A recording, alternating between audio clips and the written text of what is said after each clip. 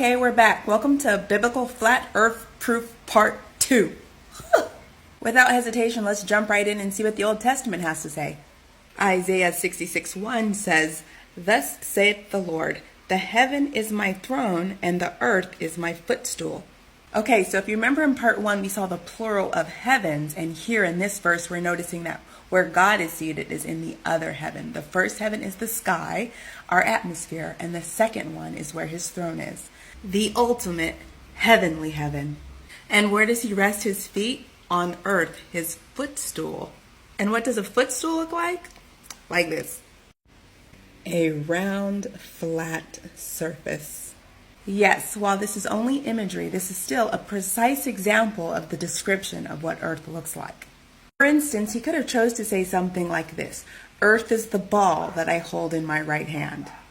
But he doesn't. And I know what you're thinking. You're thinking, oh, but that's the Old Testament. It doesn't count. Well, let's go to the New Testament. In Matthew 5:34, Jesus speaks and says, "But I say unto you, swear not at all, neither by heaven, for it is God's throne, nor by the earth, for it is his footstool."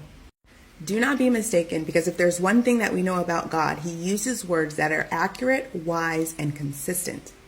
So we can already stop the argument in saying, oh, he didn't mean it like that. Yes, he did.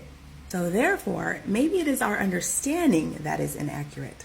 But let's check out one more just for good measure. For this, we go back to the book of Isaiah, this time in 40:22, where he says, "It is he that sitteth upon the circle of the earth, and the inhabitants thereof are as grasshoppers." Second thought, "It is he that stretcheth out the heavens as a curtain, and spreadeth them out as a tent to dwell in." Woo, another mouthful, but let's break it down. Part A says, "It is he that sitteth upon the circle of the earth." Some are probably thinking, ha, that's the globe. And that's a no, because the Godhead is very consistent, and he just told us and gave us a description of a footstool. So what does he mean? For this, we go to my trusty euro. So this is a circle, and when you're in heaven, high in your throne, and you lay it down flat,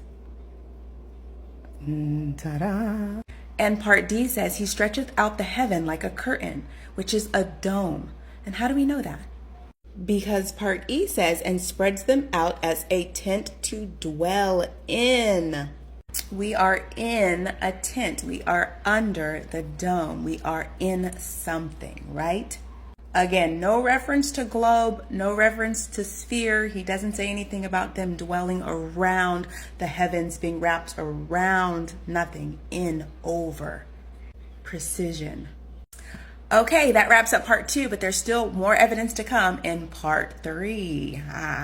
And always, don't forget to leave your thoughts, comments, and retaliations below.